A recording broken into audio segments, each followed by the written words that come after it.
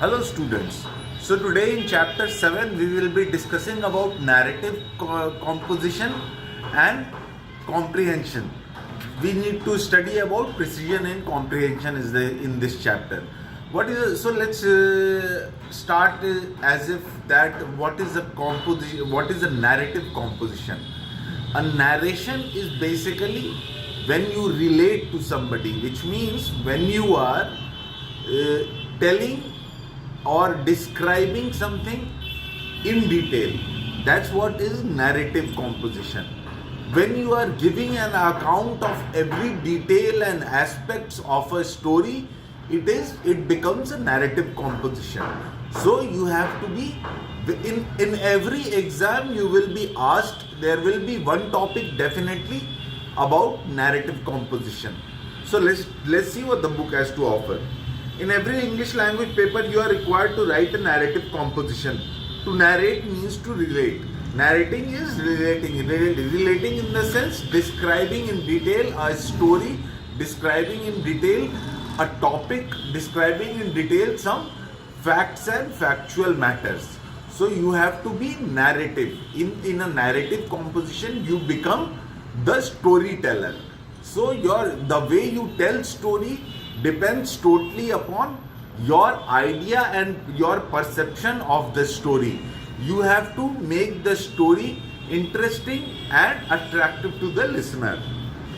Ingredients of a narrative composition. An interesting incident. Any incident that has happened.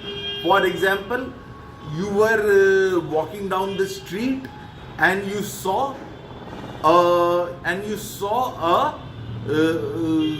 a poor man being fed by a person, somebody was giving him food. So this can be an incident which can be narrated very wisely and in descriptive details. Some characters, there has to be characterization. In the story, when the old man is being given food by a person, you have to find that there are two characters, the old man and the person feeding him. So these two characterizations should be there. A suitable background, which may be a hospital, a shop, a farm, a factory, a school, a home, etc. Dialogue and language.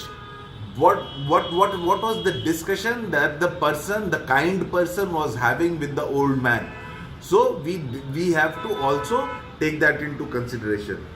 A particular mood or aim, an incident may be humorous, sad, frightening, or of a educational value. These are to be kept in point.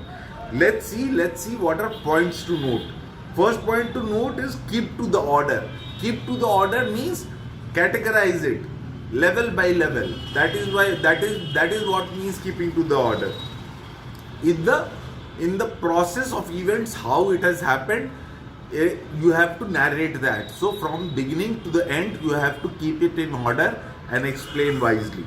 Begin with a bang. Begin with a bang means your narration should start with something catchy, something that grabs the attention of the reader. That should a narration be like. It can begin with a bang by plunging straight in directly. If you jump into the action, into the story, if you jump in, then it becomes by an arresting or unusual details. You give in the beginning of the narrative composition, you give a detail which is not expected out of you.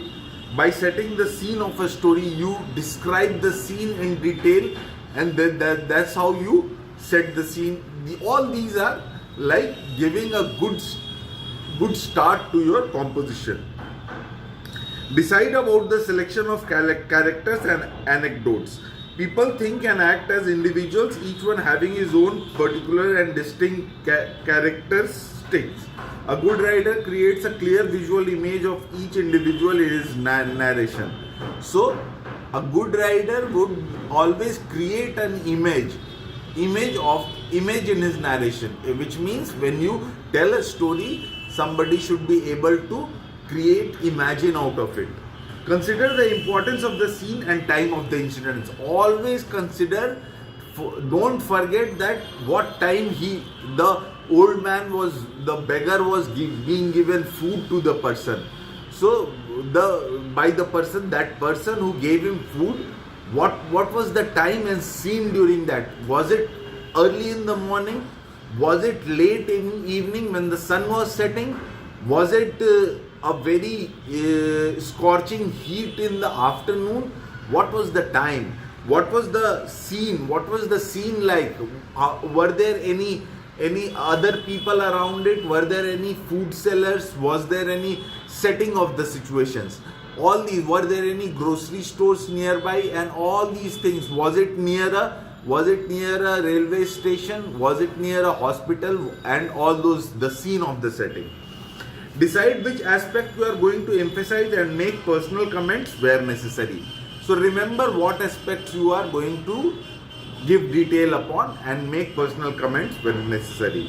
Okay, let's discuss precision in comprehension. See, in a comprehension, you have to deduce, you have to take out the gist of the comprehension, and based on the comprehension, you have to give the answers. So let's discuss how can we be precise in comprehension. In a comprehension exercise, some questions are said to test your power of observation. Remember, your observation should be intact, it should be very powerful, otherwise you will miss on important details. By asking you to write about the contents of the passage, other questions are aimed at testing your ability to think about the passage and make an imaginative responses to it. One is observation, what is the facts and figures, what's exactly is happening, and then the other part is left to your imagination. Your imagination is tested as well in a comprehension. In order to give a clear and precise answers, it is important to recognize the kind of questions that are being asked. Here is a useful classification of the important questions asked on a comprehension passage. So let's discuss what are the important type of questions that can be asked in a comprehension passage. Question on the subject matter are straightforward. These must be answered to the point using as far as possible your own words. When the question is related to the subject, which means when you have to use your observation, make sure that you answer to the point. Don't use your imagination and write something else. Always write what you observe in the comprehension. Whatever you observe in it, write it exactly as it is written in the comprehension. Don't use your different ideas to explain it further. Vocabulary related questions are based on the writer's use of words. Such questions are concerned both with what is written and how it is written. When your vocabulary is tested, you have to, in previous classes we have discussed in comprehension, when the vocabulary is tested, you have to give the meaning of the word as per the question asked. When you write the meaning of the word, don't write 2 or 3 meanings. Always write only one meaning explaining the word.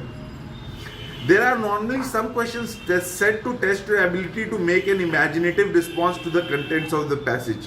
See, there are some questions which may use your imagination. Some questions where you have to use your imaginative writing, and then those questions are asked. Some questions test your ability to think about the contents of the passage, particularly about the writer's use of arguments and examples. In such questions, you may be asked to state briefly the conclusion to which the writer comes in the end. You may also be asked to give your impression about the effectiveness of the arguments put forward by the author. Some question will test your ability where you can effectively close in on the comprehension. You have to find a better conclusion, and then you have to give that conclusion accordingly, and that conclusion should be in line with the author's writing. That conclusion should not deviate from the topic.